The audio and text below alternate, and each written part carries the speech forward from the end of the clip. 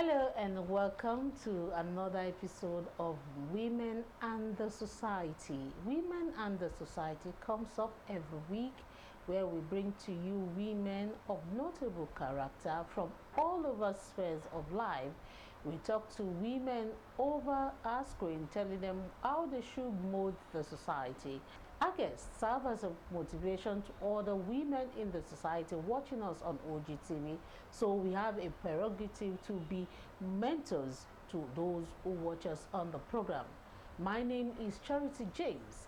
I bring to you another woman who will be telling other women what they should do in the society and tell them how they should behave, looking at the career-wise development and the religion angle to every development they are bringing to their home or the family. Our guest today is Alhaja Bushirat Adekunle. She is the head teacher and director of studies of Al-Maruf Academy here in Abeokuta. She is a teacher, an educationist, and someone who molds children. Let me take you through this episode of Women and the Society, and we'll listen to Alhaja Bushirat Adekunle on Women and the Society. You're welcome.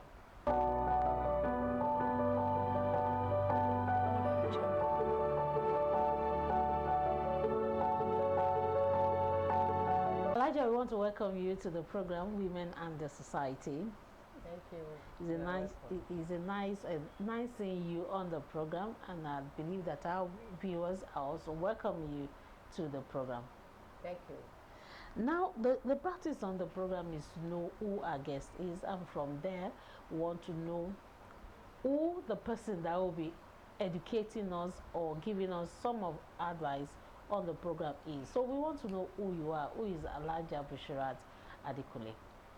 I am Alhaja Bushirat Adekunle, the head teacher and the director of studies Al-Maruf Academy. My parents were Alhaji Isa Adegoke Ibrahim, popularly known as Niger Radio, from Mokola Balogun's compound, Abeokuta here.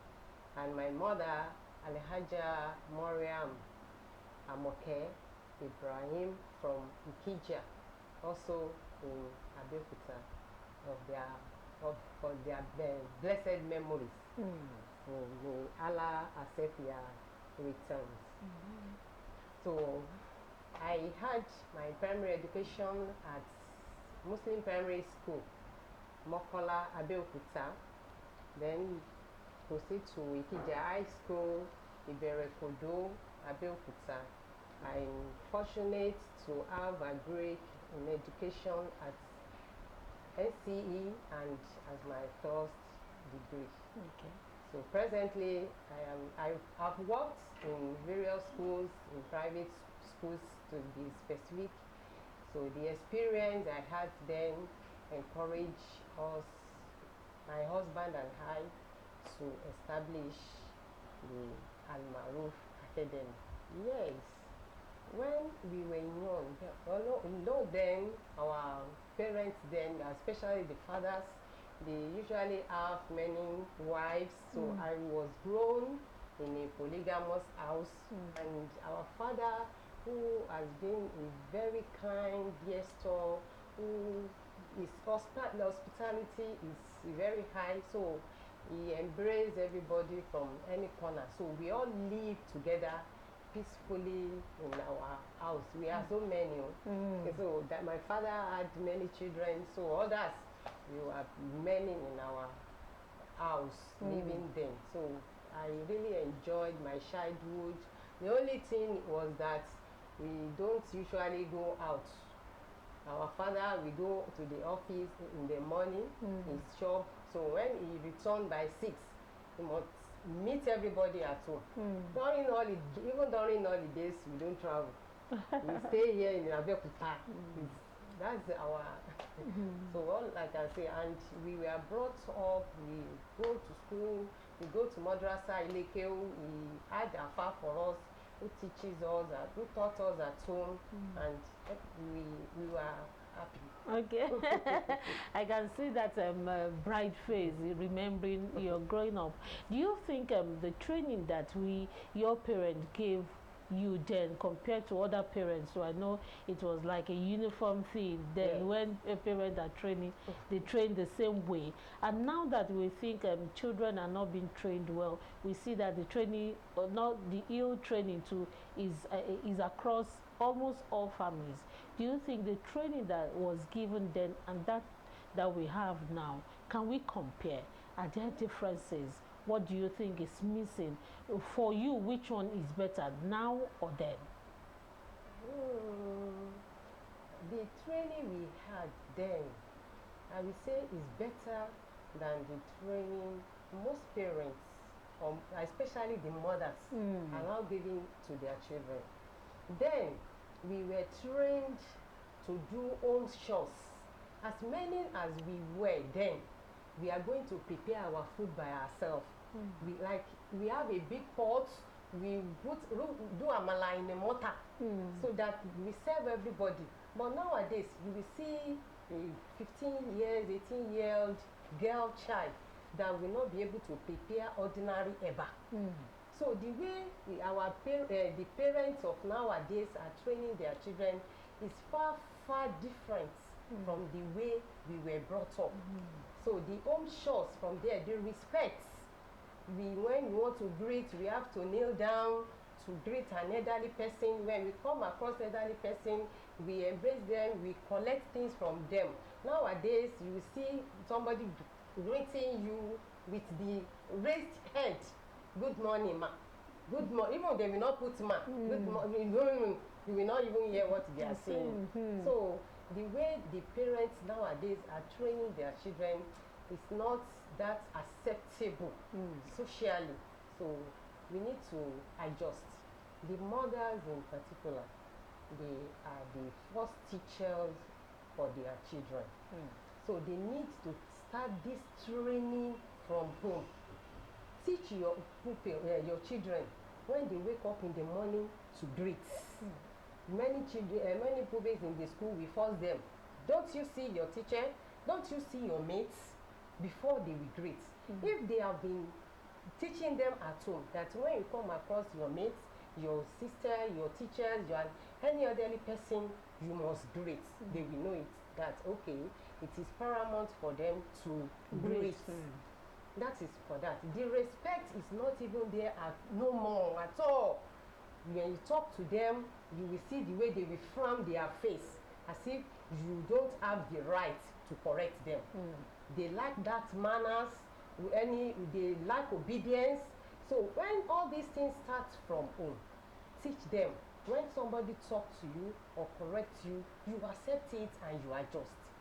No one will just treat you like an animal.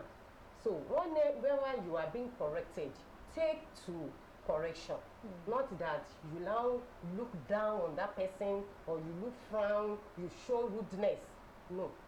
So all this we are telling them in the school. But it will be more easier if parents at home should inculcate this into these children so that when they go out, their behaviors will positively change. Then in areas of dressing, yes, let's go into that one, because nowadays the dressing is 0%. The way especially the girls dresses now, the parents, especially the mother, we see them going out half naked, wearing micro skirts, crop top, and all sorts of dressing.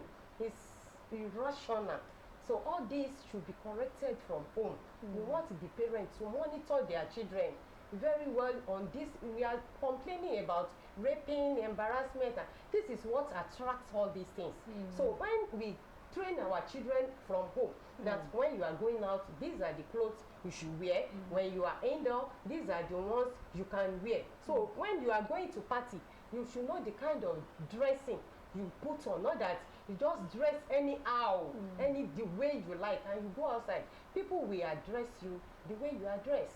So if let's put this into their children especially no, although the male children should not be left out. Yeah. So we have to train both I was male. going there because the society is blaming mothers and training girls.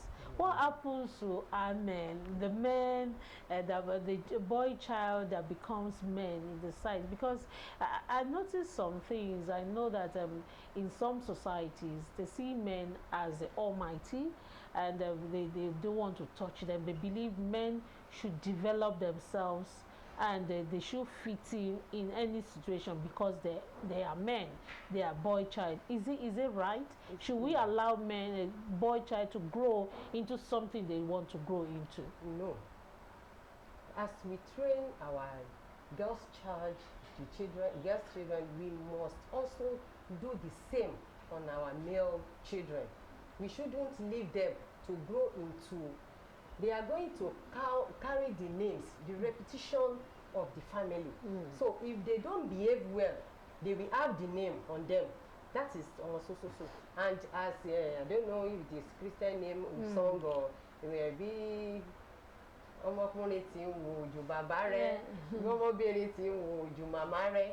So we believe that whatever the mothers are doing, the female children are looking onto us. While the fathers also, the male children are looking onto them. So fathers also should also create time for the children, not only the male children but all the children. And we know that they are always here and there. We ask for money for this, money for that, and they need to provide all this. So they should not relent on their efforts in the house as a head of the family. Okay, now let's go back to your career. You're a teacher, and there should be a foundation to you becoming a teacher. When you wanted to go into the higher institution, why do you pick education? Why do you think becoming a teacher is something that you wanted in life? Alhamdulillah. Being a teacher now is not my will. But I can only say that that seal is in me. As I said before, I said when we were young, we were many now. So I have that character. When we come back from school, your assignments, other people's assignments, I'll be the one that will do it. Or I will come, yeah, this is how we do it. I have that interest in that. So during my secondary school, I don't think of becoming a teacher. You wanted to become what? I want to become a nurse. So I tried, but Allah knows better. Our destiny has been designed. So in any way we go, we should accept it as our destiny. So when the table now turned around, so I had someone, I just decided that an idle hand is evil's workshop. So I just decided, let me go to teach. So then that is the available job for any person. So I got into that school. So it was the head of the department or the administrator in that school that now he saw the passion in me, that at least you are doing this thing more than those who have even had the qualification. You can do better. So may Allah accept his return. Alhaji Nuruddin Shudipe. Then so he was the HOD Yoruba department at Federal College of Education then. So he encouraged me. I was not forced. He encouraged me that you can do better. So move forward. So that was how I got into Federal College of Education. So from there, I developed my interest in it. That's how. So you forgot about nursing totally. Totally. I see it that is not my way. So I follow the path God has chosen. Okay, now let's talk about your career now. What challenge have you encountered on the job? 25th year, you've been on the teaching job. You must have encountered some challenges. So we want you to encourage those who are just coming up on the teaching profession. What do you think they will encounter and how you think they should overcome it? Let me first talk about my own challenge. My primary challenge, because I don't see challenge as, let's say, I don't see it as it is an obstacle rather, but I see it as a ladder. Okay. Once it is climbed, once the challenge is over, it's a way to success. So I don't, many all challenges I face, once it has been encountered, it's fun. But the major one, the primary one, is the issue, the time issue. Okay. To combine the profession, the job with the family affairs, how to balance this, taking care of the children, the home, coming to school. No, we need to prepare lesson notes, mark lesson notes, do all these things. The time is not enough. So I have to squeeze it to make sure that everything is balanced. So that is the major challenge I see that I face. Other ones, once it is encountered, it's seasonal. Other ones are seasonal. yes, they come. How do you think parents can nurture their child using their religion to form their own basis of moral lessons, especially from homes? Religion is belief. And as a Muslim, our own belief is in Allah and Prophet Muhammad sallallahu alaihi wasallam, and we follow the teachings of the Holy Quran and the deeds and sayings of the Prophet Muhammad sallallahu alaihi wasallam, which are the hadiths and sunnah. Now, to train a child to become a religious person, it starts from the parents. Once they see you waking up in the morning, performing your salats, not only that, you wake the children, you stand up, stand up, stand up, it's time for school. They go and dress up, and you go to one corner to pray. So we must pray together with them, even at their younger age. Although we should not force them to pray until they attain age of 10. Any child in Muslim home at age 10 must know the time for salats. That time we should start beating them for not observing their salats. So before then, we need to train them. This is how we do this, this is how we do that, this is how you perform your ablution. When you want to do your own, come together with me. So let's do it together. We want to pray. When you ruku, this is what you say. When you sujood, this is what you should do. And we teach them. We should have, even if it is not more than 5 minutes after prayer in the morning, to teach them what Quran says about this life. They should not just behave anyhow they like, because it is the Quran that is leading us. Hidina Siratal Mustaqim. We are saying this at least 17 times in our salat every day. That is the least. If we have other sunnah rakas we perform, it will be more than that. But once we perform our 5 daily prayers, we say it 17 times. Hidina Siratal Mustaqim. We believe that it is only God that can direct us to the right path. So, and we continue to say it. So we call these children, we tell them, you must have the belief in Allah. Whatever you want to do, your Allah must come first. Your religion must come first. In any behavior, don't leave your religion.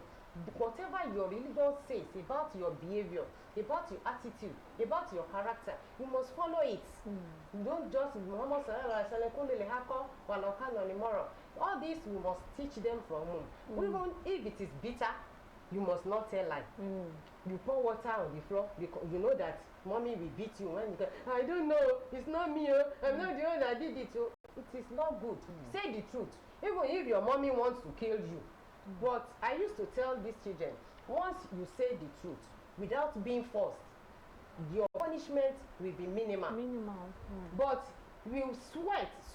I don't know, it is when I was going, it's my leg that kicked the bottle after you have stressed. So if you say the truth at earlier stage of any misbehavior, your punishment will be lenient and you will be advised not to do that again. So all this, parents into their children from their young guys, so that when they grow up, they will not forget. They will know that, okay, this is how my daddy, my mommy, this is how they are doing it. So, and the child will continue in that way. Okay, thank you so much, Elijah, for telling us what we should train our children on. You've spoken about how to build their character, how to build their religious life, and you've talked about how to encourage teachers to mold perfect people in the society. Thank you so much. And now we want to go for a break, and that break will take us to know your favorites.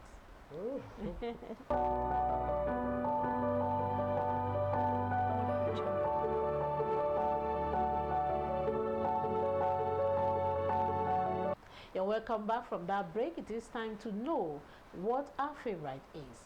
Join us as we continue the program. Let's start with your food.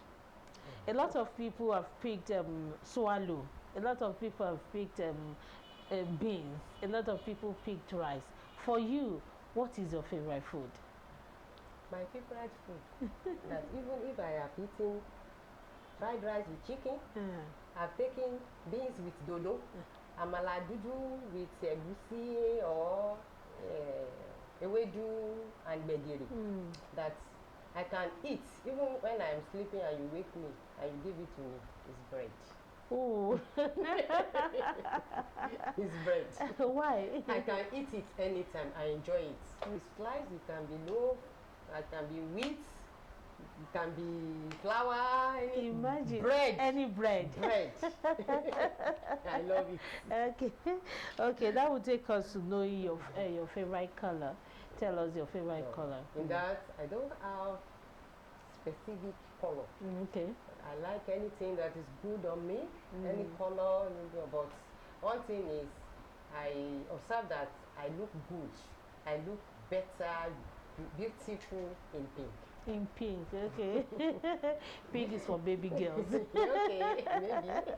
Okay, now let's know your attire. Yeah, we know you're a Muslim, and Muslim ladies cover up all the time. Yes. So for you, do you like wearing native or English wear? And so when we wear this native or English wear, do you cover up also? There's no dress I wear that I do not cover up. Okay. If I wear English, I put on native, although my native is not that much. Even for party, I prefer putting on gown or skirt and blouse. If it is going to be Euro, it should be Euro and top, blouse. So I like what I like best is English dress. English. Maybe because you're a teacher. Okay. Maybe. I don't know, but wrapping a roll with, and I will still put on hijab to cover up, so it gives a certain stress. So once I put it down, skirt and blouse, so it will be easier for me to use your hijab. All right, okay. Now let's go to your Owambe life. Do you like going to parties? Not much. I don't attend party that much. Even if I attend, I don't spend much time in the party. So I go. If it is family party that we see each other, that is when you can see me staying for a long period. The person I've seen for a long time, the person that so. But if it is just invite me to a party, I may attend and leave under 30 minutes. I don't do one day to that extent. Okay, all right, ma. Now let's know if you use your spare time for something special. When you are not in school or you are not with the family, what do you do? What is your hobby? When I am not in school, I find it most difficult at times, even during holiday. To stay at home. Okay. I prefer being in the school environment. Whether there are people around or not. Even if I decide this weekend I want to stay at home, rest, you see me by next day, you will ask me, are you not feeling fine? So you think I am sick. So I prefer being in the school environment. So if I am a little bit ill and they call me inside and tell me, so teacher is not around, or this topic we need you to assist us, immediately I get into the class, that illness disappears. So I see teaching as my hobby. As your hobby. All right, ma. And before we leave, what is your advice for people watching us? We want you to talk to us and tell us what we need to do in the society. Your advice, ma'am. As women, we need to be focused. We don't need to remain as an ignorant or a novice. We have to be enlightened. We set our goals, know where we are going, and focus on financial independence so that we'll be able to move on with our life without being a liability on our spouse or family. So then we should be persistent and resilient, believing that everything or difficult time will come and it will pass. So we must embrace new experience always. Don't just stay stagnant in one place and expecting that things will change. We need to move to change things. All right, thank you so much, Alaja Bushirat Adekule. And Alaja Bushirat Adekule is the head teacher and director of studies at Maruf Academy. Thank you so much for your time on the program. You are welcome. Thank you so much. Very grateful. I'm delighted. Thank you so much, ma'am. Thank you, ma'am.